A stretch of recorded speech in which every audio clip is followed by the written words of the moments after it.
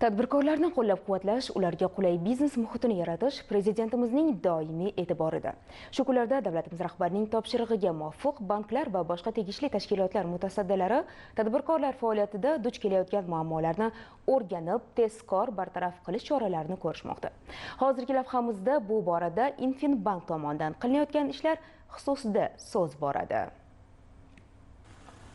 Toshkent viloyatining Zangiota tumanida faoliyat yuritayotgan tadbirkor Nargiza Jabborova 5 sotixlik issiqxonada pomidor yetishtirish bilan shug'ullanib keladi. Bugungi kunda tadbirkor issiqxona quvvatini oshirish, ekin maydonlarini kengaytirish va hosildorlikni ko'paytirishni rejalashtirgan. Ayniqsa mahsulotga bo'lgan talabning ortib borayotgani ishlab chiqarish hajmini yanada oshirishni taqozo etyapti. Kelgusida esa tadbirkor issiqxona maydonini kengaytirish bilan bir qatorda qo'shimcha ish o'rinlarini yaratishni ham maqsad qilgan. Biroq buning uchun moliyaviy ko'mak zarur edi. Davlatimiz rahbari tomonidan keng imkoniyatlar yaratib berildi. Infinbank xodimlari kelib tadbirkorlik faoliyatimni o'rganishdi.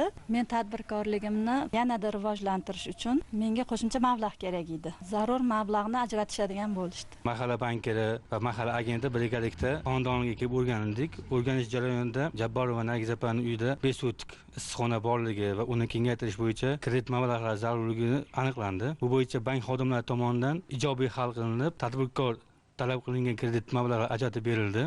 Muammolarim o'rgangandan keyin bir ish kun doirasida yechim qilib berilishdi va menga kerak bo'lgan kredit summasi ajratib berildi. Buning uchun avvalambor davlatimiz rahbariga o'z minnatdorchiligimni bildiraman. Biz tadbirkorlarni qo'llab-quvvatlab, imkoniyatlar yaratib bergani uchun mamnunmiz. Bugungi kunda Infinbank AJ tomonidan respublika hududida 107 ta mahalla biriktirilgan bo'lib, bunda 32 ta mahalla bankiri hamda 107 ta mahalla agenti faoliyat ko'rsatib kelmoqda. Mahalla bankirlarimiz hamda mahalla agentlarimiz tomonidan shijoat bilan mahallalar o'rgangan holda tadbirkorlik faoliyatini amalga oshirmoqchi bo'lgan istagi mavjud fuqarolarga biznesga birinchi qadam hamda mahalla loyihasi doirasida kreditlar ajratib berilmoqda.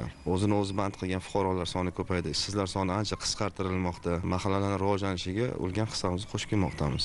Bunday manzilli o'rganishlar joylarda kichik biznes va oilaviy tadbirkorlikni yangi bosqichga olib chiqmoqda. Bu orqali yangi ish o'rinlari yaratilib, mahallalarning iqtisodiy faolligi ortmoqda.